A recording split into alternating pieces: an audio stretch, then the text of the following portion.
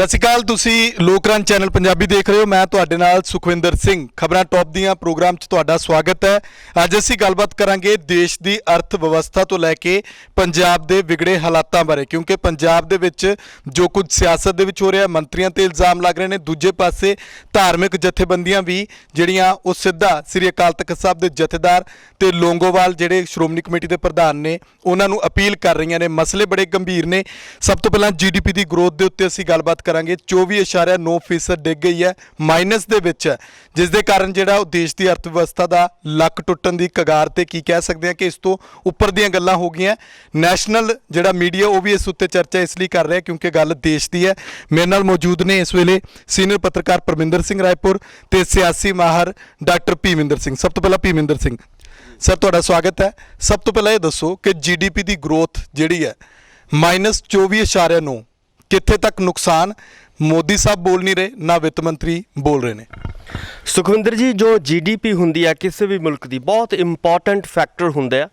ਇਹ ਤਿੰਨ ਚੀਜ਼ਾਂ ਨੂੰ ਮਿਲ ਕੇ ਬਣਦੀ ਹੈ। ਪਹਿਲਾ ਹੈ ਖੇਤੀਬਾੜੀ, ਜਿਹਦੇ ਵਿੱਚ ਖੇਤੀਬਾੜੀ ਦੀ ਆਰਥਿਕਤਾ ਲੋਕ ਜਿਹੜੇ ਨੇ ਸਾਡੇ, ਮੈਨੂੰ ਲੱਗਦਾ ਕਿ 60% ਜਿਹੜੇ ਹਿੰਦੁਸਤਾਨ ਦੇ ਲੋਕ ਨੇ ਉਹ ਖੇਤੀਬਾੜੀ ਨਾਲ ਸਿੱਧੇ ਜਾਂ ਸਿੱਧੇ ਤੌਰ ਤੇ ਜੁੜੇ ਹੋਏ ਨੇ। ਦੂਜਾ ਹੈ ਇੰਡਸਟਰੀ, ਕਿ ਇੰਡਸਟਰੀ ਤੁਹਾਡੀ ਕਿਵੇਂ ਚੱਲ ਰਹੀ ਹੈ, ਉਹਦੀ ਗਰੋਥ ਹੋ ਰਹੀ ਹੈ ਜਾਂ ਮਾਈਨਸ ਜਾ ਰਹੀ ਹੈ। ਤੀਜਾ ਹੁੰਦਾ ਸਰਵਿਸ ਸੈਕਟਰ। ਇਹ ਤਿੰਨ ਚੀਜ਼ਾਂ ਨੂੰ ਮਿਲ ਕੇ ਜਿਹੜੀ ਹੈਗੀ ਆ ਕਿਸੇ ਮੁਲਕ ਦੀ GDP ਬਣਦੀ ਆ। ਪਰ ਅਸੀਂ ਦੇਖ ਰਹੇ ਹਾਂ ਕਿ ਜਦੋਂ ਤੋਂ ਚਾਹੇ ਉਹ ਵੱਖ-ਵੱਖ ਜਿਹੜੇ ਨੇ ਕਾਨੂੰਨ ਬਣਾਏ ਗਏ ਹੋਣ ਜਾਂ ਨੋਟਬੰਦੀ ਕੀਤੀ ਗਈ ਹੋਵੇ, ਔਰ ਪਿਛਲੇ 6-7 ਸਾਲਾਂ ਤੋਂ ਲਗਾਤਾਰ GDP ਦਾ ਜਿਹੜਾ ਥੱਲੇ ਜਾਣਾ ਉਹ ਜਾਰੀ ਹੈ। ਪਿਛਲੇ ਦਿਨਾਂ 'ਚ ਤੁਸੀਂ ਸੁਣਿਆ ਹੋਵੇਗਾ ਕਿ ਲਗਭਗ ਸਾਲ ਪਹਿਲਾਂ ਕਿ ਜਿਹੜੀ ਖਾਸ ਤੌਰ ਤੇ ਬੇਰੁਜ਼ਗਾਰੀ ਦੀ ਜਿਹੜੀ ਦਰ ਸੀਗੀ ਉਹ ਪਿਛਲੇ 45 ਸਾਲਾਂ ਦੇ ਵਿੱਚ ਪਹਿਲੀ ਵਾਰੀ ਇੰਨੀ ਨੀਚੇ ਆਈ ਸੀਗੀ।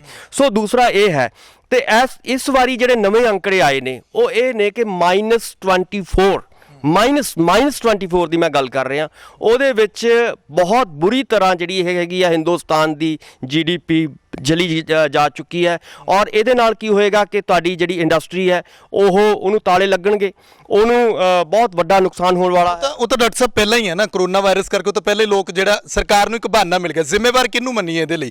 ਕਿਹੜੀਆਂ ਚੀਜ਼ਾਂ ਜਿਹੜੀਆਂ ਜ਼ਿੰਮੇਵਾਰ ਨੇ? ਜ਼ਿੰਮੇਵਾਰ ਬੇਸਿਕਲੀ ਸਰਕਾਰ ਦੀਆਂ ਨੀਤੀਆਂ ਨੇ, ਕਿਉਂਕਿ ਵੱਡੀ ਗੱਲ ਇਹ ਹੈ ਕਿ ਜਿਉਂ-ਜਿਉਂ ਸਰਕਾਰ ਦੀਆਂ ਜਿਹੜੀਆਂ ਨੀਤੀਆਂ ਨਵੀਆਂ ਆ ਰਹੀਆਂ ਨੇ, ਖਾਸ ਤੌਰ ਤੇ ਜਿਹੜੇ ਆਰਡੀਨੈਂਸ ਲਿਆਂਦੇ ਗਏ ਨੇ। ਆਪਾਂ ਗੱਲ ਕਰੀਏ ਕਿ ਪਿਛਲੇ ਦਿਨਾਂ ਦੇ ਵਿੱਚ ਗਵਰਨਮੈਂਟ ਵੱਲੋਂ 3 ਜਿਹੜੇ ਸੀਗੇ ਉਹ ਖੇਤੀਬਾੜੀ ਨਾਲ ਸੰਬੰਧਿਤ ਆਰਡੀਨੈਂਸ ਲਿਆਂਦੇ ਗਏ, ਕਿਸਾਨਾਂ ਨਾਲ ਸੰਬੰਧਿਤ ਆਰਡੀਨੈਂਸ ਲਿਆਂਦੇ ਗਏ, ਔਰ ਖੁੱਲੀ ਮੰਡੀ ਦੇ ਸਹਾਰੇ ਸਾਡੀ ਖੇਤੀਬਾੜੀ ਨੂੰ ਛੱਡਿਆ ਗਿਆ। ਜੇ ਤੁਸੀਂ ਸਾਡੀ ਖੇਤੀਬਾੜੀ ਨੂੰ, ਕਿਸਾਨਾਂ ਨੂੰ ਖੁੱਲੀ ਮੰਡੀ ਦੇ ਸਹਾਰੇ, ਵਿਸ਼ਵ ਮੰਡੀ ਦੇ ਸਹਾਰੇ ਛੱਡ ਦੋਗੇ ਤਾਂ GDP ਦੀ ਜਿਹੜੀ ਗਰੋਥ ਹੈ ਉਹ ਹੋਰ ਵੀ ਮਾਈਨਸ ਜਾਣ ਦੀਆਂ ਸੰਭਾਵਨਾਵਾਂ ਆਉਣ ਵਾਲੇ ਸਮੇਂ 'ਚ ਹੈਗੀਆਂ ਨੇ। ਸੋ ਮੈਂ ਇਹ ਕਹਿਣਾ ਚਾਹੁੰਦਾ ਕਿ ਜੋ ਸਰਕਾਰ ਦੇ ਕਾਨੂੰਨ ਨੇ ਔਰ ਨਵੇਂ ਲਾਜ਼ ਨੇ, ਚਾਹੇ ਉਹ ਨੋਟਬੰਦੀ ਦਾ ਹੋਵੇ, ਚਾਹੇ ਉਹ ਨਵੇਂ ਟੈਕਸ ਲਾਉਣ ਦੀ ਨੀਤੀ ਹੋਵੇ, ਚਾਹੇ ਇੱਕ ਮੰਡੀ ਪੂਰੇ ਹਿੰਦੁਸਤਾਨ ਦੀ ਇੱਕ ਮੰਡੀ ਦੇ ਵਿੱਚ ਤਬਦੀਲ ਕਰਨ ਦੀ ਪ੍ਰਕਿਰਿਆ ਹੋਵੇ, ਇਹ ਸਾਰੀਆਂ ਚੀਜ਼ਾਂ ਸਾਨੂੰ ਇਹ ਦੱਸਦੀਆਂ ਨੇ ਕਿ ਜੇ ਇਹ ਨੀਤੀਆਂ ਰਹੀਆਂ, ਜੇ ਸਰਕਾਰ ਨੇ ਜਿਹੜੇ ਵੱਡੇ ਇੰਡਸਟਰੀਲਿਸਟ ਨੇ, ਜਿਹੜੀ ਕਾਰਪੋਰੇਟ ਹੈ, ਬਿਰਲਾ, ਅੰਬਾਨੀ, ਅਦਾਨੀ ਜਿਹੜੇ ਨੇ, ਉਹਨਾਂ ਦੀਆਂ ਦੇ ਪੱਖ ਦੇ ਵਿੱਚ ਜੇ ਨੀਤੀਆਂ ਬਣਾਈਆਂ, ਉਹਨਾਂ ਦੇ ਪੱਖਾਂ ਦੇ ਵਿੱਚ ਕਾਨੂੰਨ ਲਿਆਂਦੇ ਤਾਂ ਲਾਜ਼ਮੀ ਤੌਰ ਤੇ ਜਿਹੜਾ ਮੱਧ ਵਰਗ ਹੈ ਜਾਂ ਨਿਮਨ ਵਰਗ ਹੈ ਜਾਂ ਆਮ ਲੋਕ ਨੇ ਉਹ ਨਪੀੜੇ ਜਾਣਗੇ, ਉਹਨਾਂ ਦੀਆਂ ਜਿਹੜੀਆਂ ਜੌਬਸ ਨੇ ਉਹ ਜਾਣਗੀਆਂ। ਬਿਲਕੁਲ ਨੁਕਸਾਨ ਤਾਂ ਆਮ ਲੋਕਾਂ ਦਾ ਹੋ ਰਿਹਾ। ਪਰਮਿੰਦਰ ਸਿੰਘ ਜੀ, ਨਵਜੋਤ ਸਿੱਧੂ ਵੀ ਕਹਿ ਰਹੇ ਨੇ ਕਿ ਮੈਂ ਤਾਂ ਪਹਿਲਾਂ ਹੀ ਭਵਿੱਖਬਾਣੀ ਕੀਤੀ ਸੀ ਕਿ GST ਨੂੰ ਲੈ ਕੇ ਜਿਹੜਾ ਉਹ ਅਸਰ, ਅਸੀਂ ਹੁਣ ਜਿਹੜਾ ਤਰਲੇ ਕੱਢ ਰਹੇ ਹਾਂ, ਹਾੜੇ ਕੱਢ ਰਹੇ ਹਾਂ ਕੇਂਦਰ ਦੇ ਕਿ ਸਾਨੂੰ ਸਾਡਾ GST ਦਾ ਬਕਾਇਆ ਦਿੱਤਾ ਜਾਵੇ। ਸਰਕਾਰ ਮੰਨਣ ਨੂੰ ਤਿਆਰ ਨਹੀਂ। ਕੀ ਕਹਿੰਦੇ ਹੋ? ਦੇਖੋ, ਪਹਿਲਾਂ ਤਾਂ ਜਿੱਦਾਂ ਡਾਕਟਰ ਸਾਹਿਬ ਨੇ ਗੱਲ ਕੀਤੀ ਆ ਕਿ ਜਿਹੜੀ ਸਰਕਾਰ ਹੈਗੇ ਉਹ ਜਿੱਦਾਂ ਆਪਾਂ ਕਹਿ ਸਕਦੇ ਹਾਂ ਕਿ ਆਰਥਿਕ ਮਾਹਰ ਨੇ ਜਾਂ ਸਿਆਸੀ ਮਾਹਰ ਨੇ ਜਾਂ ਵਿਰੋਧੀ ਧਿਰ ਕਹਿ ਸਕਦੇ ਆਪਾਂ, ਇਹ ਸਾਰੀਆਂ ਧਿਰਾਂ ਨੇ ਜਿਹੜੀਆਂ ਇਹ ਰਲ ਕੇ ਇੱਕਦਮ ਜਿਹੜਾ ਕੇਂਦਰ ਸਰਕਾਰ 'ਤੇ ਹੱਲਾ ਬੋਲ ਰਹੀਆਂ ਨੇ। ਇਸ ਮਾਮਲੇ 'ਤੇ ਉਹ ਹੱਲਾ ਬੋਲਣਾ ਵੀ ਜਾਇਜ਼ ਹੈ, ਕਿਉਂਕਿ ਸ਼ੁਰੂ ਤੋਂ ਹੀ ਇਹ ਗੱਲ ਤੇ ਇਲਜ਼ਾਮ ਲੱਗਦੇ ਆਏ ਆ ਸੈਂਟਰ ਸਰਕਾਰ 'ਤੇ ਕਿ ਉਹ ਜਿਹੜੀ ਹੈਗੇ ਸਰਮਾਏਦਾਰਾਂ ਨੂੰ ਜਿਹੜੀ ਹੈ ਅੱਗੇ ਲੈ ਕੇ ਆ ਰਹੀ ਹੈ। ਸਰਮਾਏਦਾਰ ਨੇ ਜਿਹੜੇ ਉਹ ਵੱਧ ਫੁੱਲ ਰਹੇ ਨੇ, ਗਰੀਬ ਲੋਕਾਂ ਦਾ ਕਚੂਮਰ ਕੱਢਿਆ ਜਾ ਰਿਹਾ। ਉਹ ਖਾਸ ਕਰ ਆ ਲੋਕਡਾਊਨ ਦੀ ਸਥਿਤੀ ਦੇ ਵਿੱਚ ਦੇਖੋ ਤੁਸੀਂ ਕਿ ਹਰ ਵਰਗ ਜਿਹੜਾ ਹੈਗਾ ਉਹ ਕਿਸੇ ਵੀ ਸਟੇਟ 'ਚ ਚਲੇ ਜਾਓ, ਇਹ ਨਹੀਂ ਕਿ ਇਕੱਲੇ ਪੰਜਾਬ 'ਚ ਜਾਂ ਹਰਿਆਣੇ 'ਚ ਜਾਂ ਮੱਧ ਪ੍ਰਦੇਸ਼ ਦੀ ਗੱਲ ਕਰਦੇ ਆ, ਜਾਂ ਚਾਹੇ ਉੱਥੇ ਸੈਂਟਰ ਦੀ ਕਿਸੇ ਭਾਈਵਾਲ ਦੀ ਸਰਕਾਰ ਹੈ, ਚਾਹੇ ਸੈਂਟਰ ਦੀ ਆਪਦੀ ਸਰਕਾਰ ਹੈ, ਸੂਬਾ ਸਰਕਾਰ ਉੱਥੇ, ਅਤੇ ਉੱਥੇ ਸਾਰਾ ਜਿਹੜਾ ਹੈਗਾ ਆਰਥਿਕ ਢਾਂਚਾ ਉਹ ਇੱਕਦਮ ਐਂ ਕਹਿ ਸਕਦੇ ਕਿ ਮੜੀਆ ਮੇਟ ਹੋਇਆ ਪਿਆ। ਸਰਕਾਰ ਦੀਆਂ ਨੀਤੀਆਂ ਜਿਹੜੀਆਂ ਹੈਗੀਆਂ ਨੇ ਉਹ ਲਗਾਤਾਰ ਇੱਦਾਂ ਦੀਆਂ ਬਣਦੀਆਂ ਜਾ ਰਹੀਆਂ ਨੇ ਕਿ ਜਾਂ ਇੱਦਾਂ ਦੇ ਫੈਸਲੇ ਲਏ ਜਾ ਰਹੇ ਨੇ ਜਿਹੜੇ ਤੁਸੀਂ ਕਹਿ ਸਕਦੇ ਹੋ ਕਿ ਸਰਮਾਏਦਾਰਾਂ ਦੇ ਹੱਕ 'ਚ ਸਿੱਧੇ ਤੌਰ 'ਤੇ ਜਾ ਰਹੇ ਨੇ। ਅਮੀਰ ਹੁੰਦਾ ਜਾ ਰਿਹਾ ਹੈ। ਅਤੇ ਨਵਜੋਤ ਸਿੱਧੂ ਦੀ ਜਿੱਥੇ ਗੱਲ ਕੀਤੀ ਤੁਸੀਂ, ਨਵਜੋਤ ਸਿੱਧੂ ਪਹਿਲਾਂ ਵੀ ਇਹ ਗੱਲ ਚੱਕਦਾ ਰਿਹਾ ਅਤੇ ਹੁਣ ਵੀ ਇਹ ਗੱਲ ਕਰ ਰਿਹਾ ਹੈ ਕਿ ਮੈਂ ਜੋ ਗੱਲ ਕੀਤੀ ਸੀ ਉਹ ਸਹੀ ਸਾਬਤ ਹੋ ਰਹੀ ਹੈ। ਲੇਕਿਨ ਗੱਲ ਇਹ ਹੈ ਕਿ ਜਿਹੜੀ ਸਿਰਫ ਅਤੇ ਸਿਰਫ ਚਾਹੇ ਉਹ ਵਿਰੋਧੀ ਧਿਰ ਹੈ ਜਾਂ ਨਵਜੋਤ ਸਿੱਧੂ ਹੈ ਜਾਂ ਚਾਹੇ ਉਹਦੇ ਭਾਈਵਾਲ ਨੇ ਭਾਜਪਾ ਦੇ, ਗੱਲ ਕਰਨ ਨਾਲ ਕੁਛ ਨਹੀਂ ਬਣਨਾ। ਜੇ ਗੱਲ ਕੀਤੀ ਹੈ ਜਾਂ ਪਹਿਲਾਂ ਕੀਤੀ ਸੀ, ਗੱਲ ਤਾਂ ਇਹ ਹੈ ਕਿ ਉਹਦੇ 'ਤੇ ਅਮਲ ਕਰਨ ਵਾਸਤੇ, ਉਸ ਚੀਜ਼ ਨੂੰ ਬਚਾਉਣ ਵਾਸਤੇ, ਜੋ ਗਲਤ ਹੋ ਰਿਹਾ ਉਹਨੂੰ ਗਲਤ ਕਹਿ ਕੇ ਉਹਨੂੰ ਰੱਦ ਕਰਾਉਣ ਵਾਸਤੇ ਕੀ ਪਾਲਿਸੀ ਆ, ਇਹਨਾਂ ਦਾ ਕਿਹੜਾ ਗਰੁੱਪ ਹੈ ਜਿਹੜਾ ਅੱਗੇ ਆ ਕੇ ਭਾਜਪਾ ਨੂੰ ਅਜਿਹਾ ਕਰਨ ਤੋਂ ਰੋਕੇ ਜਾਂ ਸੈਂਟਰ ਦੇ ਵਿੱਚ ਪਾਲਿਸੀਆਂ ਬਣਨ ਤੋਂ ਰੋਕੇ, ਕਿਉਂਕਿ ਸੈਂਟਰ ਕੋਲ ਪਾਵਰ ਇੰਨੀ ਜ਼ਿਆਦਾ ਆ ਹੁਣ ਫਿਲਹਾਲ। ਜਵਾਬ ਦੇ ਉਹੀ ਹੈ ਨਾ, ਗੱਲ ਖੁਦ ਮੁਖਤਿਆਰੀ ਦੀ ਆਂਦੀ, ਸੂਬਿਆਂ ਨੂੰ ਉਹਨਾਂ ਦੇ ਹਾਲ ਤੇ ਛੱਡ ਦਿੱਤਾ। ਨਵਜੋਤ ਸਿੱਧੂ ਵੀ ਇਹੀ ਗੱਲ ਕਹਿੰਦੇ ਨੇ ਕਿ ਡਾਕਾ ਜਿਹੜਾ ਮੈਂ ਕਹਿੰਦਾ ਸੀ ਕਿ ਪਹਿਲਾਂ ਭਵਿੱਖਬਾਣੀ ਕੀਤੀ ਸੀ ਕਿ ਸਾਨੂੰ ਜਿਹੜਾ ਉਹ ਕੋਲੇ ਫੜ ਕੇ ਇਹਨਾਂ ਕੋਲੋਂ ਮੰਗਣ ਜਾਣਾ ਪੈਣਾ ਕਿ ਸਾਨੂੰ ਸਾਡਾ ਹੱਕ ਦਿਓ। ਪੰਜਾਬ ਦੇ ਵੱਲ ਆਪਾਂ ਆ ਜਾਂਦੇ ਹਾਂ। ਪੰਜਾਬ ਦੀ ਗੱਲ ਕਰੋ, ਇੱਕ ਪਾਸੇ ਤਾਂ ਪੰਜਾਬ ਕਰਜ਼ੇ ਦੀ ਮਾਰ ਚੱਲ ਰਿਹਾ, ਬਿਜਲੀ ਮਹਿੰਗੀ ਤੋਂ ਮਹਿੰਗੀ ਹੁੰਦੀ ਜਾ ਰਹੀ ਹੈ, ਦੂਜੇ ਪਾਸੇ 8000 ਕਰੋੜ ਦਾ ਝਟਕਾ ਲੱਗਿਆ। ਕੀ ਹੈ ਝਟਕਾ?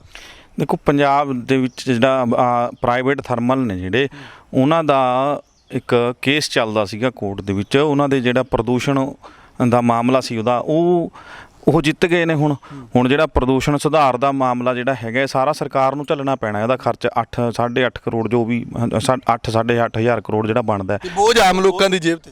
ਬਿਲਕੁਲ ਜਿਹੜਾ ਬੋਝ ਹੁਣ ਸਰਕਾਰ ਦਾ ਪਹਿਲਾਂ ਹੀ ਆਪਣਾ ਦਿਵਾਲੀਆ ਕੱਢੀ ਬੈਠੀ ਹੈ। ਉਹ ਤਾਂ ਨਿਰਭਰ ਕਰ ਰਹੀ ਹੈ ਕਿ ਸਾਨੂੰ GST ਦਾ ਜਿਹੜਾ ਬਕਾਇਆ ਉਹ ਦੇਵੇ ਸੈਂਟਰ ਗੌਰਮੈਂਟ, ਤਾਂ ਅਸੀਂ ਅੱਗੇ ਵੱਧ ਸਕਦੇ ਹਾਂ। ਸ਼ਰਾਬ ਦੇ ਠੇਕੇ ਖੋਲ੍ਹ ਰਹੇ ਆ ਜਾਂ ਆਬਕਾਰੀ ਜਿਹੜੀ ਹੈ ਨੀਤੀ ਹੈ ਉਹਨੂੰ ਹੋਰ ਵੀ ਸੁਧਾਰਿਆ ਜਾ ਰਿਹਾ। ਠੇਕੇ ਲੋਕਡਾਊਨ ਦੇ ਵਿੱਚ ਵੀ ਖੋਲ੍ਹ ਕੇ ਉਹ ਕਹਿ ਰਹੀ ਹੈ ਸਾਡਾ ਖਰਚਾ ਇਹਦੇ ਨਾਲ ਚੱਲਦਾ। ਅਤੇ ਜੇ ਐਡਾ ਵੱਡਾ ਬੋਝ ਹੋਰ ਪੈ ਜਾਂਦਾ ਤਾਂ ਉਹਨਾਂ ਕੋਲ ਇੱਦਾਂ ਦੀ ਕੋਈ ਨੀਤੀ ਨਹੀਂ, ਜਾਂ ਇੱਦਾਂ ਦਾ ਕਹਿ ਸਕਦੇ ਹਾਂ ਕਿ ਸਾਡੇ ਕੋਲ ਸਰਕਾਰ ਕੋਲ ਇਹੋ ਜਿਹਾ ਕੋਈ ਰੈਵਨਿਊ ਦਾ ਸਾਧਨ ਹੀ ਨਹੀਂ, ਸੋਰਸ ਹੀ ਨਹੀਂ ਹੈਗਾ ਜਿਹਦੇ ਨਾਲ ਉਹ ਇਸ ਚੀਜ਼ ਨੂੰ ਸਰਵਾਈਵ ਕਰ ਸਕੇ ਕਿ ਬੋਝ ਸਾਡੇ 'ਤੇ ਨਾ ਪਵੇ। ਆਮ ਲੋਕਾਂ ਦੀ, ਗਰੀਬ ਲੋਕਾਂ ਦੀ ਜੇਬ ਦੇ ਵਿੱਚੋਂ ਇਹ 8.5 ਕਰੋੜ ਰੁਪਏ, 8000 ਕਰੋੜ ਜਿੰਨਾ ਵੀ ਹੈਗਾ ਇਹ ਕੱਢਣਾ ਅਤੇ ਉਹਦੇ ਨਾਲ ਫਿਰ ਅੱਗੇ ਸਰਵਾਈਵ ਕਰਨਗੇ। ਹੁਣ ਡਾਕਟਰ ਭੀਮਿੰਦਰ ਸਿੰਘ, ਇਹ ਦੱਸੋ ਕਿ ਸਰਵਾਈਵ ਕਿੱਦਾਂ ਕਰੀਏ? ਗੱਲ ਇਹ ਹੈ ਕਿ ਸਾਧੂ ਸਿੰਘ ਧਰਮਸੋਤ ਤੇ ਇਲਜ਼ਾਮ ਲਾਉਣੇ, ਤੁਸੀਂ ਦੇਖਿਆ ਅਖਬਾਰਾਂ ਦੇ ਵਿੱਚ ਲਗਾਤਾਰ ਸੁਰਖੀਆਂ, ਉਹ ਕਹਿੰਦੇ ਆਪਣੀ ਚੁੱਪੀ ਤੋੜ ਦਿੱਤੀ ਕਿ ਸਾਰਾ ਕੁਝ ਜੀ ACS ਨੇ ਜਿਹੜਾ ਉਹ ਇੱਕ ਦਿਨ ਪਹਿਲਾਂ ਵਿਧਾਨ ਸਭਾ ਦੀ ਸੈਸ਼ਨ ਆਉਣ ਤੋਂ ਪਹਿਲਾਂ ਰਿਪੋਰਟ ਦੇ ਕੇ ਜਿਹੜਾ ਇਲਜ਼ਾਮਬਾਜ਼ੀ ਦੇ ਵਿੱਚ ਮੈਨੂੰ ਫਸਾ ਦਿੱਤਾ। ਉਹ ਤਾਂ ਖਹਿੜਾ ਹੀ ਛਡਾਈ ਜਾਂਦੇ ਨੇ। ਜੀ ਦੇਖੋ, ਆਪਾਂ ਜਦੋਂ ਵੀ ਕੋਈ ਕਿਸੇ ਵੀ ਸਮਾਜ ਦਾ ਜਾਂ ਕਿਸੇ ਵੀ ਖਿੱਤੇ ਦਾ ਜਦੋਂ ਅਸੀਂ ਉਹਦਾ ਵਿਕਾਸ ਦੇ ਬਾਰੇ ਸੋਚਣਾ ਹੋਵੇ ਤਾਂ ਉਸ ਖਿੱਤੇ ਦੇ ਜਿਹੜੀ ਐਜੂਕੇਸ਼ਨ ਸਿਸਟਮ ਹੈ, ਉਹਨਾਂ ਦਾ ਜਿਹੜਾ ਸਿੱਖਿਆ ਤੰਤਰ ਹੈ, ਉਹਦੇ ਵਿੱਚ ਕਿੰਨੀ ਇਨਵੈਸਟਮੈਂਟ ਹੋ ਰਹੀ ਹੈ, ਕਿੱਦਾਂ ਲੋਕ ਬੱਚੇ ਜਿਹੜੇ ਨੇ ਉਹ ਪੜ੍ਹ ਰਹੇ ਨੇ ਔਰ ਉਹਨੂੰ ਕਿੱਦਾਂ ਦੀਆਂ ਸਹੂਲਤਾਂ ਮਿਲ ਰਹੀਆਂ ਨੇ, ਇਹਦੇ ਉੱਤੇ ਸਾਰੀ ਚੀਜ਼ ਮੁਨਸਰ ਕਰਦੀ ਹੈ। ਪਰ ਅਸੀਂ ਦੇਖ ਰਹੇ ਹਾਂ ਪੰਜਾਬ ਦੇ ਵਿੱਚ ਲਗਾਤਾਰ ਜਿਹੜਾ ਐਜੂਕੇਸ਼ਨ ਦਾ ਜਿਹੜਾ ਮਾਡਲ ਹੈ ਉਹ ਲਗਾਤਾਰ ਗਿਰਾਵਟ ਦੇ ਵਿੱਚ ਜਾ ਰਿਹਾ ਹੈ। ਉਹਦਾ ਕਾਰਨ ਇਹ ਨੇ ਕਿ ਗੌਰਮੈਂਟ ਵੱਲੋਂ ਕਿਸੇ ਵੀ ਗੌਰਮੈਂਟ ਸਕੂਲਾਂ ਦੇ ਵਿੱਚ ਔਰ ਕਾਲਜਾਂ ਦੇ ਵਿੱਚ, ਇੱਥੋਂ ਤੱਕ ਕਿ ਯੂਨੀਵਰਸਿਟੀਆਂ ਦੇ ਵਿੱਚ, ਪਿੱਛੇ ਤੁਹਾਨੂੰ ਯਾਦ ਹੋਏਗਾ ਕਿ ਪੰਜਾਬੀ ਯੂਨੀਵਰਸਿਟੀ ਪਟਿਆਲਾ ਦੇ ਵਿੱਚ ਬਹੁਤ ਵੱਡਾ ਸੰਘਰਸ਼ ਚੱਲਿਆ। ਉੱਥੇ ਬਹੁਤ ਸਾਰੇ ਲੀਡਰ ਸਾਹਿਬਾਨ ਵੀ ਆਏ ਔਰ ਉਹਨਾਂ ਨੇ ਮੁੱਦਾ ਉਠਾਇਆ ਕਿ ਗੌਰਮੈਂਟ ਦੀ ਇੱਕ ਜ਼ਿੰਮੇਵਾਰੀ ਬਣਦੀ ਹੈ ਕਿ ਗੌਰਮੈਂਟ ਦੇ ਜੋ ਸੰਸਥਾਵਾਂ ਨੇ, ਚਾਹੇ ਉਹ ਸਕੂਲ ਨੇ, ਚਾਹੇ ਕਾਲਜਿਸ ਨੇ, ਚਾਹੇ ਯੂਨੀਵਰਸਿਟੀਆਂ ਨੇ, ਉਹਨਾਂ ਨੂੰ ਬਣਦਾ ਜਿਹੜਾ ਉਹਨਾਂ ਦਾ ਫੰਡ ਹੈ ਉਹ ਮੁਹੱਈਆ ਕਰਵਾਉਣ। ਪਰ ਇੱਥੇ ਤਾਂ ਫੰਡ 'ਚ ਹੀ ਘਪਲੇਬਾਜ਼ੀ ਹੋ ਗਈ ਨਾ। ਉਹ ਮੰਨਦੇ ਨਹੀਂ, ਉਹ ਕਹਿੰਦੇ ਮੈਂ ਤਾਂ ਕੀਤਾ ਨਹੀਂ। ਫਿਰ ਕੀਤਾ ਕਿਹਨੇ ਆ? ਦੇਖੋ, ਮੰਨਦਾ ਤਾਂ ਕੋਈ ਵੀ ਨਹੀਂ ਹੁੰਦਾ। ਕੋਈ ਵੀ ਬੰਦਾ ਜਿਹੜਾ ਚੋਰ ਹੁੰਦਾ ਹੈ, ਜਿਹੜਾ ਕਦੇ ਵੀ ਹੋਏਗਾ, ਉਹ ਕਦੇ ਵੀ ਨਹੀਂ ਕਹੇਗਾ ਕਿ ਮੈਂ ਚੋਰੀ ਕੀਤੀ ਹੈ। ਪਰ ਜਿਹੜੀਆਂ ਸਰਕਾਰ ਦੀ ਇੱਕ ਜ਼ਿੰਮੇਵਾਰੀ ਹੁੰਦੀ ਆ, ਉਹ ਸਿੱਟ ਬਿਠਾਵੇ ਔਰ ਉਹ ਜਾਂ CBI ਤੋਂ ਇਨਕੁਆਇਰੀ ਕਰਾਵੇ ਜਾਂ ਕੋਈ ਸਿਟਿੰਗ ਜੱਜਸ ਜਿਹੜੇ ਹੁੰਦੇ ਨੇ ਉਹਨਾਂ ਨੂੰ ਕਹਿ ਸਕਦੀ ਹੈ ਕਿ ਅਸੀਂ ਉਹਨਾਂ ਤੋਂ ਇਨਕੁਆਇਰੀ ਕਰਵਾ ਸਕਦੇ ਹਾਂ। ਪਰ ਇੱਥੇ ਇਸ ਮਾਮਲੇ ਵਿੱਚ, ਧਰਮਸੋਤ ਦੇ ਮਾਮਲੇ ਵਿੱਚ ਇਹ ਦੇਖਿਆ ਜਾ ਰਿਹਾ ਕਿ ਕੈਪਟਨ ਸਾਹਿਬ ਇਸ ਕੇਸ ਤੋਂ ਕਿਨਾਰਾ ਕਰਦੇ ਨਜ਼ਰ ਆਉਂਦੇ ਨੇ। ਉਹਨਾਂ ਨੂੰ ਲੱਗਦਾ ਹੈ ਕਿ ਇੱਕ ਛੋਟੇ ਜਿਹੇ ਕਿਸੇ ਅਧਿਕਾਰੀ ਤੋਂ ਜਿਹੜਾ ਉਹਨਾਂ ਦੇ ਅੰਡਰ ਕੰਮ ਕਰ ਰਿਹਾ, ਉਹਦੇ ਤੋਂ ਕੋਈ ਉਹਨਾਂ ਦੀ ਜਿਹੜੀ ਹੈਗੀ ਰਿਪੋਰਟ ਲਈ ਜਾਵੇ ਤਾਂ ਕਿ ਇਹ ਮਾਮਲਾ ਜਿਹੜਾ ਹੈਗਾ ਰਫਾ ਦਫਾ ਹੋ ਜਾਏ। ਪਰ ਮੈਨੂੰ ਲੱਗਦਾ ਕਿ ਪੰਜਾਬ ਦੇ ਲੋਕ ਇਸ ਵੇਲੇ ਬਹੁਤ ਅਵੇਅਰ ਨੇ, ਖਾਸ ਤੌਰ ਤੇ ਜਿਹੜਾ SC ਜਿਹੜੇ ਬੱਚੇ ਨੇ ਔਰ ਗਰੀਬ ਪਰਿਵਾਰਾਂ ਦੇ ਬੱਚੇ ਨੇ, ਦਲਿਤ ਪਰਿਵਾਰਾਂ ਦੇ ਬੱਚੇ ਨੇ। ਮੈਨੂੰ ਲੱਗਦਾ ਕਿ ਉਹਨਾਂ ਗਰੀਬਾਂ ਦੇ ਮੂੰਹਾਂ ਦੇ ਵਿੱਚੋਂ ਰੋਟੀ ਖੋਣੀ, ਉਹਨਾਂ ਦੇ ਕੋਲੋਂ ਉਹਨਾਂ ਦੀ ਐਜੂਕੇਸ਼ਨ ਖੋਹ ਲੈਣੀ, ਇਹ ਬਹੁਤ ਇੱਕ ਵੱਡਾ ਜਿਹੜਾ ਹੈਗਾ ਇੱਕ ਧੱਬਾ ਇਸ ਸਰਕਾਰ ਦੇ ਉੱਤੇ ਕਹਿ ਸਕਦੇ ਹਾਂ। ਔਰ ਧਰਮਸੋਤ ਦੀ ਇੱਕ ਜ਼ਿੰਮੇਵਾਰੀ ਬਣਦੀ ਹੈ ਕਿ ਉਹ ਇਮਾਨਦਾਰੀ ਨਾਲ ਅਸਤੀਫਾ ਦੇਣ ਔਰ ਇਹਦੀ ਜੇ ਇਨਕੁਆਇਰੀ ਹੁੰਦੀ ਹੈ ਕਿਸੇ ਸਿੱਟ ਕੋਲੋਂ ਜਾਂ ਫਿਰ CBI ਜਾਂ ਸਿਟਿੰਗ ਜੱਜ ਦੇ ਕੋਲੋਂ ਕਰਵਾਈ ਜਾਵੇ। ਕਰਾਉਣੀ ਚਾਹੀਦੀ ਹੈ ਜੀ। ਸ਼ੁਕਰੀਆ। ਇਹਦੇ ਵਿੱਚ ਇੱਕ ਹੋਰ ਵੀ ਹੈ ਸੁਖਵਿੰਦਰ, ਜਿੱਦਾਂ ਹੁਣ ਉਹ ਪੱਲਾ ਝਾੜਦੇ ਤਾਂ ਦਿਖ ਰਹੇ ਨੇ, ਔਰ ਇਦਾਂ ਵੀ ਕਹਿ ਰਹੇ ਨੇ ਕਿ ਉਹ ਜਿਹੜੀ ਆ ਜ਼ਿੰਮੇਵਾਰੀ ਹੁੰਦੀ ਹੈ ਇਹ ਵਿਭਾਗੀ ਅਧਿਕਾਰੀਆਂ ਦੀ ਹੁੰਦੀ ਆ, ਤੇ ਮੈਨੂੰ ਇਸ ਬਾਰੇ ਕੁਝ ਨਹੀਂ ਪਤਾ। ਮੈਂ ਇਹ ਗੱਲ, ਇੱਕ ਕੁਐਸਚਨ ਇਹ ਵੀ ਬਣ ਜਾਂਦਾ ਨਾ ਕਿ ਜੇ ਕੁਝ ਨਹੀਂ ਪਤਾ ਤਾਂ ਉਹਨਾਂ ਨੂੰ ਇਹ ਦੱਸਣਾ ਚਾਹੀਦਾ ਜ਼ਰੂਰ ਲੋਕਾਂ ਦੇ ਸਾਹਮਣੇ, ਜੋ ਪਾਕ ਸਾਫ ਨੇ, ਕਿ ਤੁਹਾਡੀ ਜ਼ਿੰਮੇਵਾਰੀ ਕੀ ਸੀ, ਤੁਹਾਡੇ ਤੋਂ ਬਿਨਾਂ ਅਧਿਕਾਰੀ ਕਿਵੇਂ ਚੱਲ ਰਹੇ ਨੇ, ਤੁਹਾਡੀ ਡਿਊਟੀ ਕੀ ਹੁੰਦੀ ਹੈ, ਇੱਕ ਮੰਤਰੀ ਦੀ ਡਿਊਟੀ ਕੀ ਹੁੰਦੀ ਹੈ ਵਿਭਾਗਾਂ ਪ੍ਰਤੀ, ਉਹ ਵੀ ਜ਼ਰੂਰ ਜੱਗ ਜ਼ਾਹਰ ਹੋਣੀ ਚਾਹੀਦੀ ਹੈ ਨਾ। ਜੇ ਤੁਹਾਨੂੰ ਨਹੀਂ ਇਸ ਬਾਰੇ ਦੱਸਿਆ ਗਿਆ ਤਾਂ ਕਿਉਂ ਨਹੀਂ ਦੱਸਿਆ ਗਿਆ? ਜੇ ਤੁਹਾਡੇ ਕੋਲ ਕੇਂਦਰ ਦਾ ਫੰਡ ਆਇਆ, ਕੇਂਦਰ ਦੇ ਫੰਡ ਬਾਰੇ ਤੁਹਾਨੂੰ ਕੋਈ ਇਨਫੋਰਮੇਸ਼ਨ ਨਹੀਂ, ਕਿੱਥੇ ਜਾ ਰਿਹਾ, ਕਿੱਥੋਂ ਆ ਰਿਹਾ, ਕਿਵੇਂ ਜਾ ਰਿਹਾ ਹੈ, ਤਾਂ ਇਹਦੇ ਵਿੱਚ ਆਪਾਂ ਨਲਾਇਕੀ ਤਾਂ ਗਿਣ ਸਕਦੇ ਹਾਂ ਨਾ ਕਿਸੇ ਨਾ ਕਿਸੇ ਤਰੀਕੇ ਨਾਲ। ਜੇ ਇਹ ਚੀਜ਼ ਹੈ ਤਾਂ ਉਹਨਾਂ ਨੂੰ ਇਹ ਸਾਫ਼ ਕਰਨਾ ਚਾਹੀਦਾ ਕਿ ਆਪ ਆ ਕੇ ਅੱਗੇ ਕਿ ਇਹ ਦੇਖੋ ਆਹ ਚੀਜ਼ਾਂ ਨੇ, ਇਹਦੇ ਵਿੱਚ ਮੇਰੇ ਕੋਈ ਸਾਈਨ ਨਹੀਂ, ਮੈਨੂੰ ਕੁਝ ਨਹੀਂ ਪਤਾ ਜਾਂ ਕਿੱਦਾਂ ਨਹੀਂ ਪਤਾ, ਕਿਉਂ ਨਹੀਂ ਪਤਾ, ਇਹ ਸਾਰਾ ਕਲੀਅਰ ਕਰਨਾ ਚਾਹੀਦਾ ਲੋਕਾਂ ਨੂੰ, ਤਾਂ ਕਿ ਜਿਹੜਾ ਆਪਦੇ ਉੱਤੇ ਉਹਨਾਂ ਨੂੰ ਉਹ ਕਹਿ ਰਹੇ ਨੇ ਕਿ ਮੇਰੇ ਉੱਤੇ ਦਾਗ ਲੱਗਿਆ ਤੇ ਵਿਰੋਧੀ ਧਿਰ ਜਿਹੜੀ ਹੈ ਕਿ ਮਸਲਾ ਚੱਕ ਰਹੀ ਹੈ, ਤਾਂ ਵਿਰੋਧੀ ਧਿਰ ਨੂੰ ਜਵਾਬ ਦੇਣਾ ਤਾਂ ਬਣਦਾ ਨਾ। ਕੱਲਾ ਅਧਿਕਾਰੀਆਂ ਨੂੰ ਕਹਿ ਕੇ ਕਿ ਹਾਂ ਇਹ ਅਧਿਕਾਰੀ ਜ਼ਿੰਮੇਵਾਰ ਨੇ, ਉਹ ਪੱਲਾ ਤਾਂ ਨਹੀਂ ਝਾੜਿਆ ਜਾ ਸਕਦਾ। ਬਿਲਕੁਲ ਬਿਲਕੁਲ। ਇਹਦੇ ਵਿੱਚ ਸੁਖਵਿੰਦਰ ਜੀ ਜਿਹੜੀ ਗੱਲ ਸਮਝਣ ਵਾਲੀ ਹੈ ਕਿ ਜਦੋਂ ਵੀ ਕੋਈ ਇਦਾਂ ਦੇ ਘਪਲੇ ਹੁੰਦੇ ਨੇ ਜਾਂ ਇਦਾਂ ਦੀਆਂ ਸਕੀਮਾਂ ਚੱਲਦੀਆਂ ਨੇ ਤੇ ਉਹਨਾਂ ਦੇ ਵਿੱਚ ਵੱਡਾ ਫਰਾਡ ਹੁੰਦਾ ਤਾਂ ਕਦੇ ਵੀ ਸੰਬੰਧਿਤ ਮਿਨਿਸਟਰ ਤੋਂ ਬਿਨਾ ਉਹ ਸੰਭਵ ਹੀ ਨਹੀਂ ਹੁੰਦਾ। ਆਪਣੇ ਕੋਲ 2 ਐਗਜ਼ਾਮਪਲਾਂ ਨੇ। ਹਰਿਆਣੇ ਦੀ ਇੱਕ ਐਗਜ਼ਾਮਪਲ ਹੈ ਚੌਟਾਲਾ ਸਾਹਿਬ ਦੀ। ਮੁੱਖ ਮੰਤਰੀ ਸਾਹਿਬ ਨੇ ਜਿਹੜਾ ਟੀਚਿੰਗ ਜਦੋਂ ਉਹਨਾਂ ਦੀ ਭਰਤੀ ਹੋਈ ਉਹਦੇ 'ਚ ਕਬਲਾ ਕੀਤਾ, ਅੱਜ ਉਹ ਜੇਲ੍ਹ 'ਚ ਬੈਠੇ ਨੇ। ਇਸੇ ਤਰ੍ਹਾਂ ਲਾਲੂ ਪ੍ਰਸਾਦ ਯਾਦਵ ਦੀ ਆਪਣੇ ਕੋਲ ਚਾਰਾ ਘੁਟਾਲਾ ਦੀ ਹੈ, ਉਹ ਜੇਲ੍ਹ 'ਚ ਨੇ। ਸੋ ਇਹ ਸਾਰੇ ਇਸ ਲਈ ਜੇਲ੍ਹ 'ਚ ਨੇ ਕਿਉਂਕਿ ਇਹ ਸੰਬੰਧਿਤ ਮਹਿਕਮਿਆਂ ਦੇ ਅੰਡਰ ਜੋ ਸਕੀਮਾਂ ਆਈਆਂ ਇਹਨਾਂ ਨੇ ਉਹਨਾਂ ਦੇ ਵਿੱਚ ਘਪਲੇ ਕੀਤੇ। ਪਰ ਸਾਡੇ ਪੰਜਾਬ ਦੀ ਬਦਕਿਸਮਤੀ ਇਹ ਹੈ ਕਿ ਕੋਈ ਵੀ ਅੱਜ ਤੱਕ ਮੰਤਰੀ ਜਿਹੜਾ ਹੈਗਾ ਜਾਂ ਮੁੱਖ ਮੰਤਰੀ ਇਦਾਂ ਦੇ ਘੁਟਾਲਿਆਂ 'ਚ, ਹਾਲਾਂਕਿ ਹਜ਼ਾਰਾਂ ਹੀ ਘੁਟਾਲੇ ਹੋਏ ਨੇ, ਪਰ ਕਦੇ ਵੀ ਕੋਈ ਜੇਲ੍ਹ 'ਚ ਅਜੇ ਨਹੀਂ ਗਿਆ। ਸੋ ਸਾਨੂੰ ਪੰਜਾਬ ਦੇ ਲੋਕਾਂ ਨੂੰ ਸੁਚੇਤ ਹੋਣ ਦੀ ਲੋੜ ਹੈ ਕਿ ਇਦਾਂ ਦੇ ਜਦੋਂ ਘਪਲੇ ਹੋ ਰਹੇ ਨੇ ਤਾਂ ਅਸੀਂ ਦਬਾਅ ਬਣਾਈਏ ਔਰ ਇਹਨਾਂ ਨੂੰ ਅੰਜਾਮ ਤੱਕ ਲੈ ਕੇ ਜਾਈਏ। ਜੀ, ਇੱਥੇ ਇੱਕ ਹੋਰ ਚਰਚਾ ਜਿਹੜੀ ਹੈ ਉਹ ਅਸੀਂ ਕਰਦੇ ਹਾਂ ਕਿ ਪੰਜਾਬ ਦੇ ਵਿੱਚ ਜਿਹੜੇ 328 ਸ੍ਰੀ ਗੁਰੂ ਗ੍ਰੰਥ ਸਾਹਿਬ ਦੇ ਸਰੂਪ ਲਾਪਤਾ ਹੋਏ ਨੇ ਉਸ ਦੇ ਮਾਮਲੇ ਵਿੱਚ ਪਰਮਿੰਦਰ ਸਿੰਘ ਜੀ ਤੁਸੀਂ ਦੱਸੋ ਕਿੱਦਾਂ ਦੇਖਦੇ ਹੋ ਕਿ ਅੰਕੜਿਆਂ ਦੇ ਵਿੱਚ ਹੇਰ-ਫੇਰ ਕਿਤੇ ਨਾ ਕਿਤੇ ਲੱਗ ਰਿਹਾ, ਅਸਤੀਫੇ ਮੰਗੇ ਜਾ ਰਹੇ ਨੇ ਲੌਂਗੋਵਾਲ ਸਾਹਿਬ ਦੇ? ਦੇਖੋ, ਮੈਂ ਪਹਿਲਾਂ ਵੀ ਇੱਕ ਗੱਲ ਕਰਦਾ ਹੁੰਦਾ ਹਮੇਸ਼ਾ ਕਿ ਅਸਤੀਫੇ ਮੰਗਣ ਨਾਲ ਤਾਂ ਮਸਲੇ ਹੱਲ ਨਹੀਂ ਹੁੰਦੇ, ਗੱਲਾਂ ਕਰਨ ਨਾਲ, ਬਿਆਨਬਾਜ਼ੀ ਕਰਨ ਨਾਲ, ਜਾਂ ਜੇ ਧਰਨੇ ਦੇਣ ਨਾਲ ਹੀ ਗੱਲਾਂ ਹੁੰਦੀਆਂ ਤਾਂ ਹੁਣ ਨੂੰ ਤਾਂ ਪੰਜਾਬ ਫਿਰ ਦੁਬਾਰਾ ਸੋਨੇ ਦੀ ਚਿੜੀ ਬਣ ਜਾਣਾ ਸੀਗਾ। ਧਰਨੇ ਸੰਘਰਸ਼ ਤਾਂ ਹੁੰਦੇ ਹੀ ਆਏ ਨੇ, ਉਹ ਬੇਰੁਜ਼ਗਾਰ ਰੋਜ਼ ਹੀ ਧਰਨੇ ਦਿੰਦੇ ਨੇ, ਉਹਨਾਂ ਨੂੰ ਨੌਕਰੀਆਂ ਮਿਲ ਜਾਣੀਆਂ ਸੀਗੀਆਂ। ਸੋ ਇਹ ਗੱਲਾਂ ਸਿਰਫ ਐਂ ਕਹਿ ਸਕਦੇ ਹਾਂ ਕਿ ਆਪਾਂ ਕਿਤੇ ਨਾ ਕਿਤੇ ਥੋੜ੍ਹਾ ਹਲਕਾ ਬਹੁਤਾ ਐਂ ਦਬਾਅ ਤਾਂ ਬਣਾ ਸਕਦੇ ਨੇ ਕੁਝ ਸਮੇਂ ਲਈ, ਕੁਝ ਦਿਨਾਂ ਦੇ ਲਈ, ਲੇਕਿਨ ਇਹਦਾ ਹੱਲ ਕੁਝ ਨਹੀਂ ਹੁੰਦਾ ਇੱਦਾਂ ਅਸਤੀਫਾ ਦੇ ਕੇ। ਜੇ ਉਹ ਅਸਤੀਫਾ ਦੇ ਤਾਂ ਮੰਨ ਲਓ ਜਿਹੜੇ ਅਸਤੀਫੇ ਦੀ ਮੰਗ ਕਰਦੇ, ਜੇ ਦੇ ਤਾਂ ਅਸਤੀਫਾ ਫਿਰ ਕਿਹੜਾ ਉਹ ਮਸਲਾ ਹੱਲ ਹੋ ਜਾਣਾ, ਜਾਂ ਜਿਹੜੇ ਸਰੂਪ ਮਹਾਰਾਜ ਦੇ ਸਰੂਪ ਗਾਇਬ ਹੋਏ ਨੇ ਉਹ ਆ ਜਾਣੇ ਆ ਵਾਪਸ। ਤੇ ਉਹ ਇਹ ਚੀਜ਼ਾਂ ਇਹ ਨੇ, ਗੱਲ ਇੱਥੇ ਹੈ ਕਿ ਤਹਿ ਤੱਕ ਜਾਣਾ ਚਾਹੀਦਾ ਹੈ। ਬਿਲਕੁਲ। 328 ਸਰੂਪ ਗਏ ਕਿੱਥੇ, ਸਾਰੇ ਇਹੀ ਪੁੱਛਦੇ ਹਾਂ ਕਿੱਥੇ ਗਏ ਉਹ, ਕਿਉਂ? ਪਹਿਲੀ ਤਾਂ ਗੱਲ ਇਹ ਹੈ ਕਿ ਬਿਨਾਂ ਮਨਜ਼ੂਰੀ ਤੋਂ ਛੱਪ ਕਿਵੇਂ ਗਏ?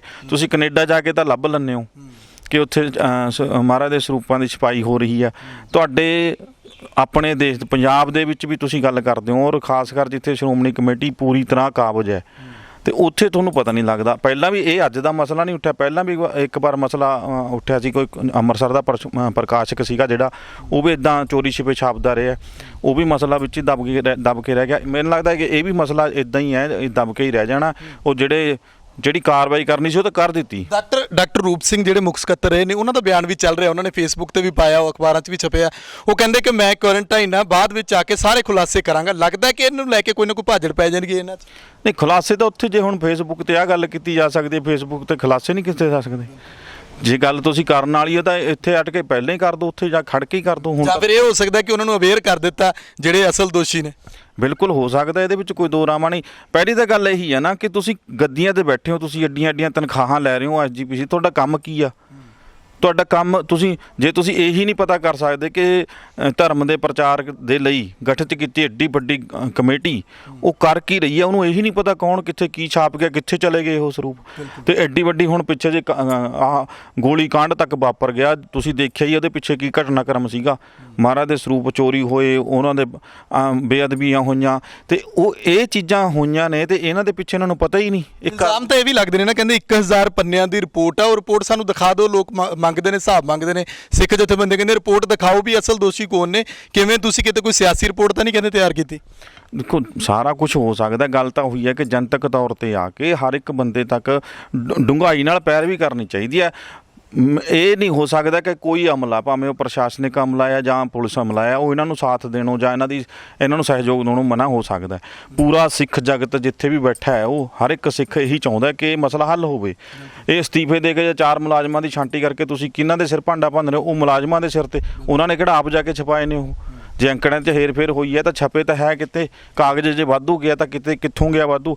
ਜੇ ਕਾਗਜ਼ ਕਿਸੇ ਨੂੰ ਵਾਧੂ ਦਿੰਦੇ ਆ ਤਾਂ ਉਹਦਾ ਹਿਸਾਬ ਕੌਣ ਰੱਖਦਾ? ਡਾਕਟਰ ਸਾਹਿਬ ਤੁਹਾਡਾ ਇਹਦੇ ਬਾਰੇ ਕੀ ਕਹਿਣਾ? ਮੈਂ ਇਹੀ ਕਹਿਣਾ ਚਾਹੁੰਦਾ ਕਿ ਦੇਖੋ, ਜਿਹੜੀ SGPC ਹੈ, ਸਾਨੂੰ ਪੰਜਾਬੀਆਂ ਨੂੰ ਇਹ ਸਮਝਣ ਦੀ ਲੋੜ ਹੈ ਕਿ SGPC ਕੋਲ ਇੱਕ ਇਦਾਂ ਦਾ ਬਜਟ ਹੈ ਜਿਹੜਾ 13 ਅਰਬ ਕਰੋੜ ਰੁਪਇਆ ਹੈ। ਇਹ ਕੋਈ ਪੰਜਾਬ ਲਈ ਥੋੜਾ ਨਹੀਂ ਹੈ।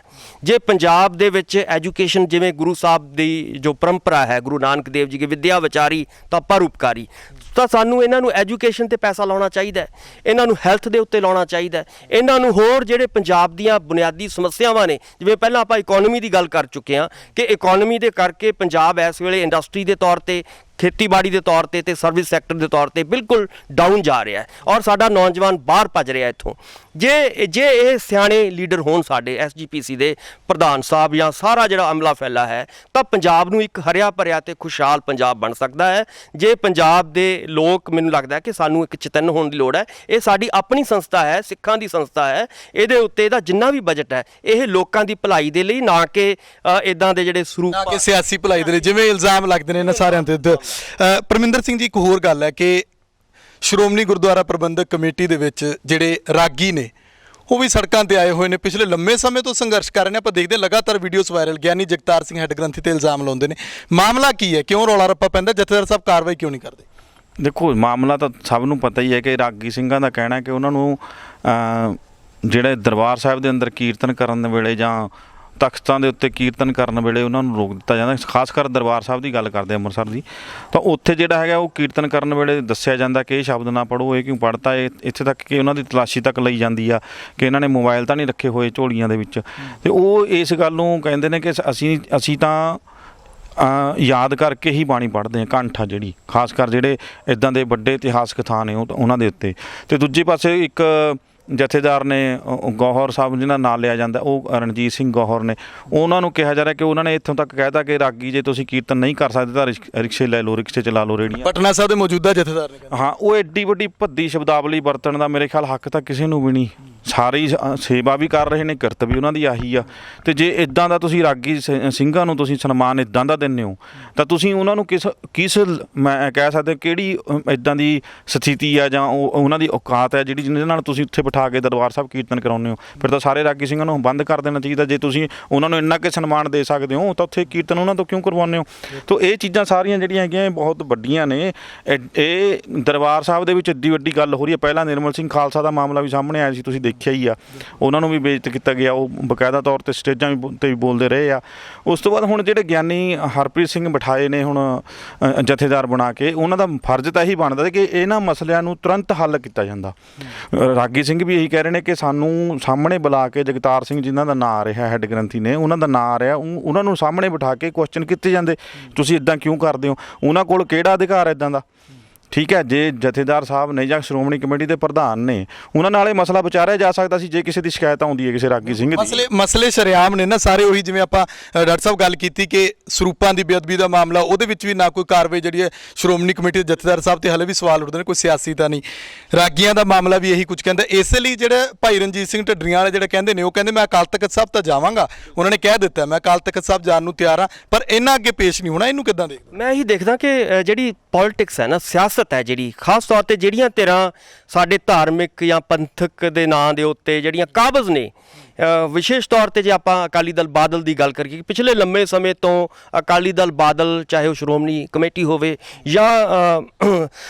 ਜਾਂ ਹੋਰ ਜਥੇਦਾਰਾਂ ਦੀ ਜਿਹੜੀ ਨਿਯੁਕਤੀ ਹੋਵੇ, ਉਹਨਾਂ ਦੇ ਕੰਟਰੋਲ 'ਚ ਰਹੀ ਆ ਉਹ ਹਮੇਸ਼ਾ ਹੀ, ਅਸੀਂ ਸਾਰੇ ਜਾਣਦੇ ਹਾਂ। ਇਹਨਾਂ ਤੋਂ ਪਹਿਲੀ ਗੱਲ ਤਾਂ ਹੈ ਕਿ ਇਹਨਾਂ ਤੋਂ ਖਹਿੜਾ ਛੁਡਾਉਣ ਦੀ ਲੋੜ ਹੈ ਇਸ ਵੇਲੇ। ਸ਼੍ਰੋਮਣੀ ਕਮੇਟੀ ਚਾਹੇ ਹੋਵੇ, ਚਾਹੇ ਜਥੇਦਾਰਾਂ ਦੀ ਨਿਯੁਕਤੀ ਦਾ ਮਸਲਾ ਹੋਵੇ, ਇਹਨੂੰ ਇੰਡੀਪੈਂਡੈਂਟ ਸੰਸਥਾ ਜਿਹੜੀ ਹੈਗੀ ਆ ਉਹ ਬਣਾਉਣੀ ਚਾਹੀਦੀ ਹੈ। ਔਰ ਇਹਦੇ ਵਿੱਚ ਸਿੱਖਾਂ ਨੂੰ ਜਿਹੜੀ ਮੈਨੂੰ ਲੱਗਦਾ ਹੈ ਕਿ ਕਿ ਪਿਛਲੇ ਲੰਮੇ ਸਮੇਂ ਤੋਂ ਜੋ VOTING ਨਹੀਂ ਹੋ ਰਹੀ, SGPC ਦੀ ਚੋਣ ਨਹੀਂ ਹੋ ਰਹੀ, ਉਹਦੇ ਉੱਤੇ ਬਹੁਤ ਧਿਆਨ ਦੇਣ ਦੀ ਲੋੜ ਹੈ ਕਿ ਨਵੀਂ ਚੋਣ ਹੋਏਗੀ ਤਾਂ ਹੀ ਨਵੇਂ ਚਿਹਰੇ ਸਾਹਮਣੇ ਆਉਣਗੇ, ਇੱਕ ਇਮਾਨਦਾਰ ਚਿਹਰੇ ਲਿਆਉਣ ਦੀ ਲੋੜ ਹੈ, ਤਾਂ ਹੀ ਇਹ ਮਸਲੇ ਹੱਲ ਹੋਣਗੇ। ਜੇ ਇਹੀ ਟੀਮ ਰਹੀ, ਇਹੀ ਲੋਕ ਕਾਬਜ਼ ਰਹੇ ਤਾਂ ਇਦਾਂ ਦੇ ਮਸਲੇ ਲਗਾਤਾਰ ਉੱਭਰਦੇ ਰਹਿਣਗੇ। ਢੱਡਰੀਆਂ ਦੇ ਮਸਲੇ ਤੇ ਮੈਂ ਇਹਨਾਂ ਨੂੰ ਸਵਾਲ ਕੀਤਾ, ਤੁਸੀਂ ਦੱਸੋ ਤੁਹਾਡੀ ਸੋਚ ਕੀ ਕਹਿੰਦੀ ਹੈ? ਉਹ ਕਹਿੰਦੇ ਅਕਾਲ ਤਖਤ ਸਾਹਿਬ ਚੱਲਿਆ ਮੈਂ ਤੇ ਜਥੇਦਾਰਾਂ ਦੇ ਮੂਹਰੇ ਪੇਸ਼ ਨਹੀਂ ਹੋਣਾ।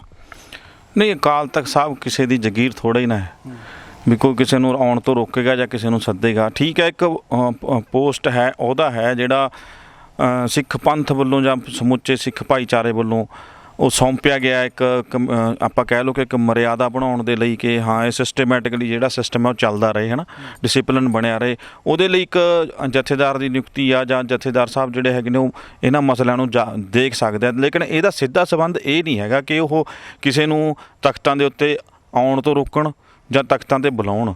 ਠੀਕ ਹੈ, ਜੇ ਕੋਈ ਗਲਤ ਫਹਿਮੀ ਹੁੰਦੀ ਹੈ ਜਾਂ ਕਿਸੇ ਤਰ੍ਹਾਂ ਦਾ ਕੋਈ ਮਸਲਾ ਉੱਠਦਾ ਹੈ, ਉਹਦੇ 'ਤੇ ਵਿਚਾਰ ਕਰਨ ਦੇ ਲਈ ਵੀ ਬੰਦੇ ਨੂੰ ਸੱਦਿਆ ਜਾ ਸਕਦਾ ਹੈ। ਠੀਕ ਹੈ, ਉਹਦੇ ਲਈ ਸਾਰੀ ਅਲੱਗ-ਅਲੱਗ ਮਰਿਆਦਾਵਾਂ ਜਾਂ ਪਰੰਪਰਾਵਾਂ ਜੋ ਵੀ ਹੈਗੇ ਨੇ ਉਹ ਬਣੀਆਂ ਹੋਈਆਂ ਨੇ। ਜਾਣਾ ਇੱਕ ਅਲੱਗ ਚੀਜ਼ ਹੈ, ਪੇਸ਼ ਹੋਣਾ ਅਲੱਗ ਚੀਜ਼ ਹੈ। ਠੀਕ ਹੈ, ਪੇਸ਼ ਹੋਣਾ ਤਾਂ ਐਂ ਕਹਿ ਲਓ ਕਿ ਮੈਂ ਦੋਸ਼ੀ ਆਪਣੇ ਆਪ ਨੂੰ ਮੰਨ ਲਿਆ ਅਤੇ ਮੈਂ ਪੇਸ਼ ਹੋ ਰਿਹਾ, ਉਹਦੇ ਤੋਂ ਉਹ ਇਨਕਾਰੀ ਹੈ ਰਣਜੀਤ ਸਿੰਘ ਢੱਡਰੀਆਂ ਵਾਲੇ। ਅਤੇ ਉਹ ਹੁਣ ਇਹ ਮਸਲਾ ਕਿਸ ਰੁਖ ਜਾਂਦਾ ਇਹ ਤਾਂ ਵੱਖਰੀ ਗੱਲ ਹੈ, ਉਹ ਕਿਵੇਂ ਜਾਂਦੇ ਨੇ, ਪਰੰਤੂ ਜੇ ਉੱਥੇ ਨਤਮਸਤਕ ਹੋਣ ਲਈ, ਮੱਥਾ ਟੇਕਣ ਲਈ ਜਾਂ ਦਰਸ਼ਨ ਕਰਨ ਲਈ ਜਾਂਦੇ ਆ ਤਾਂ ਉਹਨਾਂ ਨੂੰ ਰੋਕ ਵੀ ਕੋਈ ਨਹੀਂ ਹੈਗੀ। ਇਹ ਸਿੰਪਲ ਗੱਲ ਹੈ ਕਿ ਉਹਨਾਂ ਨੇ ਕਿਹਾ ਕਿ ਅਕਾਲ ਤਖਤ ਸਾਹਿਬ ਜਾਵਾਂਗਾ ਤਾਂ ਜਾ ਸਕਦੇ ਨੇ, ਉਹ ਮੱਥਾ ਟੇਕਣ ਜਾ ਰਹੇ ਨੇ ਤਾਂ ਜਾ ਸਕਦੇ, ਉਹਨਾਂ ਨੂੰ ਰੋਕਿਆ ਵੀ ਨਹੀਂ ਜਾ ਸਕਦਾ ਨਾ। ਬਿਲਕੁਲ। ਆਖਰੀ ਖਬਰ ਜਿਹੜੀ ਹੈ ਟੌਪ ਦੀਆਂ ਖਬਰਾਂ ਦੇ ਵਿੱਚ ਕਿ ਸਾਬਕਾ DGP ਸੁਮੇਧ ਸਿੰਘ ਸੈਣੀ ਦਾ ਮਸਲਾ। ਡਾਕਟਰ ਸਾਹਿਬ, ਤੁਸੀਂ ਕਿੱਦਾਂ ਦੇਖਦੇ ਹੋ ਕਿ ਨਿਆਂ ਪ੍ਰਣਾਲੀ ਦੇ ਉੱਤੇ ਲੋਕ ਸਵਾਲ ਚੁੱਕਦੇ ਨੇ ਕਿ ਇਹ ਚੱਲ ਕੀ ਰਿਹਾ? ਹੁਣ ਤੱਕ ਨਾ ਤਾਂ ਉਹਦੀ ਗ੍ਰਿਫਤਾਰੀ ਹੋਈ, ਜ਼ਮਾਨਤਾਂ ਮਿਲਦੀਆਂ ਜਾ ਰਹੀਆਂ, ਉਹ ਅੱਗੇ ਦੀ ਅੱਗੇ ਵੱਧਦੇ ਜਾ ਰਹੇ ਨੇ, ਕਿਤੇ ਜ਼ਮਾਨਤ ਰੱਦ ਹੋ ਜਾਂਦੀ ਹੈ, ਕਿਤੇ ਹੋਰ ਸਮਾਂ ਮਿਲ ਜਾਂਦਾ ਹੈ। ਕਾਰਨ ਕੀ ਮੰਨਦੇ? ਦੇਖੋ, ਇਹ ਲੋਕਤੰਤਰ ਹੈ ਔਰ ਇਹਦੇ ਵਿੱਚ ਮੈਨੂੰ ਲੱਗਦਾ ਕਿ ਸਭ ਨੂੰ ਪੂਰਾ ਅਧਿਕਾਰ ਹੁੰਦਾ ਕਿ ਉਹ ਆਪਣੀ ਜਿੱਥੇ ਵੀ ਮੰਨ ਲਓ ਹੁਣ ਸੈਣੀ ਸਾਹਿਬ ਦੀ ਤੁਸੀਂ ਗੱਲ ਕੀਤੀ, ਉਹ ਹਾਈ ਕੋਰਟ 'ਚ ਗਏ ਹੈ। ਠੀਕ ਹੈ ਨਾ, ਨਿਚਲੀ ਜਿਹੜੀ ਅਦਾਲਤ ਨੇ ਉਹਨਾਂ ਨੂੰ ਕਿਹਾ ਕਿ ਗ੍ਰਿਫਤਾਰ ਹੋਣੇ ਚਾਹੀਦੇ ਨੇ, ਉਹਨਾਂ ਦੀ ਜਿਹੜੀ ਹੈਗੀ ਹੈ ਪੁਲਿਸ ਰਿਮਾਂਡ ਹੋਣਾ ਚਾਹੀਦਾ, ਔਰ ਪੁਲਿਸ ਵੱਲੋਂ ਵੀ ਜਿਹੜੀਆਂ ਕੋਸ਼ਿਸ਼ਾਂ ਕੀਤੀਆਂ ਗਈਆਂ, ਉਹਨਾਂ ਦੇ ਜਿਹੜੇ ਟਿਕਾਣਿਆਂ ਦੇ ਉੱਤੇ ਛਾਪੇ ਵੀ ਮਾਰੇ ਗਏ। ਪਰ ਕਿਉਂਕਿ ਆਪਾਂ ਨੂੰ ਪਤਾ ਹੈ ਕਿ ਜਿਹੜਾ ਸਾਡਾ ਨਿਆਂ ਪ੍ਰਣਾਲੀ ਹੈ ਹਿੰਦੁਸਤਾਨ ਦੀ, ਉਹ ਕਾਫੀ ਗੁੰਝਲਦਾਰ ਸਿਸਟਮ ਹੈ। ਇਹਦੇ ਵਿੱਚ ਖਾਸ ਤੌਰ 'ਤੇ ਜਿਹੜੇ ਮੁਲਜ਼ਮ ਹੁੰਦੇ ਆ ਉਹਨਾਂ ਨੂੰ ਕਾਫੀ ਜਿਹੜੀਆਂ ਹੈਗੀਆਂ ਸਹੂਲਤਾਂ ਦਿੱਤੀਆਂ ਜਾਂਦੀਆਂ, ਉਹਨਾਂ ਲਈ ਸੌਖ ਹੁੰਦੀ ਹੈ। ਸੋ ਇੱਥੇ ਵੀ ਮੈਨੂੰ ਲੱਗਦਾ ਕਿ ਮੁਲਜ਼ਮ ਦੇ ਤੌਰ 'ਤੇ ਜੇ ਆਪਾਂ ਦੇਖੀਏ ਸੈਣੀ ਸਾਹਿਬ ਨੂੰ, ਤਾਂ ਉਹਨਾਂ ਨੂੰ ਇੱਕ ਮੌਕਾ ਦਿੱਤਾ ਗਿਆ ਕਿ ਤੁਸੀਂ ਹੁਣ ਹਾਈ ਕੋਰਟ ਦੇ ਵਿੱਚ ਜਾ ਕੇ ਜ਼ਮਾਨਤ ਲੈ ਸਕਦੇ ਹੋ।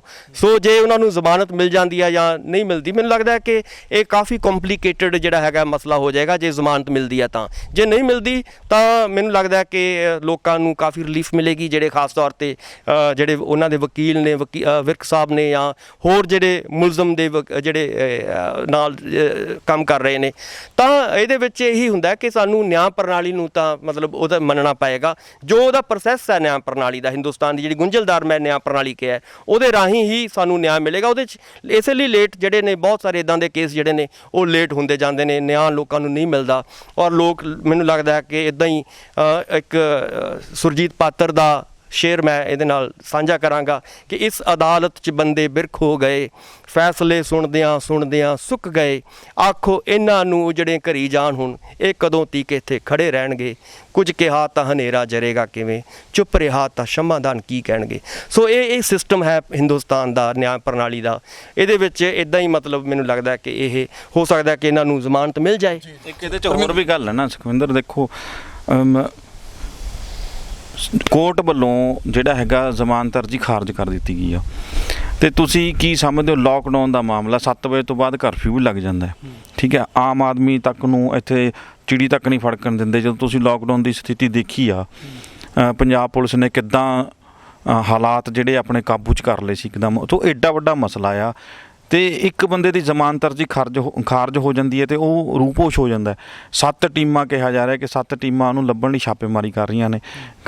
ਕਈ ਪੰਜਾਬ, ਹਿਮਾਚਲ, ਹਰਿਆਣਾ ਵਰਗੇ ਸਟੇਟਾਂ ਦੇ ਵਿੱਚ ਵੀ ਛਾਪੇਮਾਰੀ ਹੋ ਰਹੀ ਆ। ਸੋ ਇਹ ਗੱਲ ਇੱਥੇ ਬਿਲਕੁਲ ਐਂ ਕਹਿ ਸਕਦਾ, ਕੁਐਸਚਨ ਹੈ, ਇੱਕ ਸਵਾਲ ਹੈ ਕਿ ਉਹ ਇੱਦਾਂ ਸੜਕੀ ਰਸਤੇ ਰਾਹੀਂ ਜਾਂ ਏਅਰਪੋਰਟ ਰਾਹੀਂ ਕਿਵੇਂ ਫਰਾਰ ਹੋ ਸਕਦੇ ਆ? ਜੇ ਪੁਲਿਸ ਦਾ ਪਹਿਰਾ ਆ, ਲੋਕਡਾਊਨ ਚੱਲ ਰਿਹਾ ਹੈ, ਅਤੇ ਕਿਵੇਂ ਉਹ ਜਾ ਸਕਦੇ? ਨਾਕੇ ਥਾਂ ਥਾਂ ਲੱਗੇ ਹੋਏ ਆ, ਉਹ ਫਿਰ ਉਹਨਾਂ ਦੇ ਕੋਲ ਸਿਕਿਉਰਿਟੀ ਆ। ਠੀਕ ਹੈ ਤੇ ਇਦਾਂ ਦੀ ਮਤਲਬ ਲੱਗਦਾ ਨਹੀਂ ਕਿ ਇਦਾਂ ਦਾ ਉਹ ਇਦਾਂ ਰੂਪੋਸ਼ ਹੋ ਜਾਣ। ਇਹ ਤਾਂ ਗੱਲ ਇਦਾਂ ਹੀ ਹੋ ਸਕਦਾ ਕਿ ਕਿਤੇ ਨਾ ਕਿਤੇ ਕੋਈ ਜਿਹੜਾ ਆਪਾਂ ਕਹਾਂ ਚੋਰ ਮੋਰੀ ਜ਼ਰੂਰ ਹੈਗੀ ਹੈ, ਜਾਂ ਤਾਂ ਕਿਤੇ ਮਿਲੀ ਭੁਗਤ ਚੱਲ ਰਹੀ ਹੈ, ਕਿਸੇ ਤਰੀਕੇ ਨਾਲ ਬਚਾਉਣ ਦੀ ਕੋਸ਼ਿਸ਼ ਕੀਤੀ ਜਾ ਰਹੀ ਹੈ ਉਹਨਾਂ ਨੂੰ। ਸੋ ਇਦਾਂ ਰੂਪੋਸ਼ ਹੋਣਾ ਇੱਕ ਜਿਹੜਾ ਸਿਸਟਮ ਦੇ ਉੱਤੇ ਕਈ ਤਰ੍ਹਾਂ ਦੇ ਸਵਾਲ ਖੜੇ ਕਰਦਾ ਹੈ। ਜੀ ਸ਼ੁਕਰੀਆ, ਧੰਨਵਾਦ ਬਹੁਤ ਬਹੁਤ। ਸੋ ਸਾਡੇ ਨਾਲ ਮੌਜੂਦ ਸਨ ਖਬਰਾਂ ਟੌਪ ਦੀਆਂ ਦੇ ਵਿੱਚ ਸਿਆਸੀ ਮਾਹਰ ਡਾਕਟਰ ਭੀਮਿੰਦਰ ਸਿੰਘ ਤੇ ਸੀਨੀਅਰ ਪੱਤਰਕਾਰ ਪਰਮਿੰਦਰ ਸਿੰਘ ਰਾਏਪੁਰ। ਉਹਨਾਂ ਨੇ ਆਪੋ ਆਪਣੀ ਰਾਏ ਰੱਖੀ ਹੈ। ਤੁਹਾਡਾ ਇਸ ਬਾਰੇ ਕੀ ਕਹਿਣਾ, ਤੁਸੀਂ ਆਪਣੇ ਵਿਚਾਰ ਕਮੈਂਟ ਕਰਕੇ ਰੱਖ ਸਕਦੇ ਹੋ। ਸਾਡੇ ਚੈਨਲ ਲੋਕਰਾਜ ਚੈਨਲ ਪੰਜਾਬੀ ਨੂੰ ਸਬਸਕ੍ਰਾਈਬ ਕਰੋ। ਮੈਨੂੰ ਸੁਖਵਿੰਦਰ ਸਿੰਘ ਨੂੰ ਇਜਾਜ਼ਤ ਦਿਓ। ਧੰਨਵਾਦ।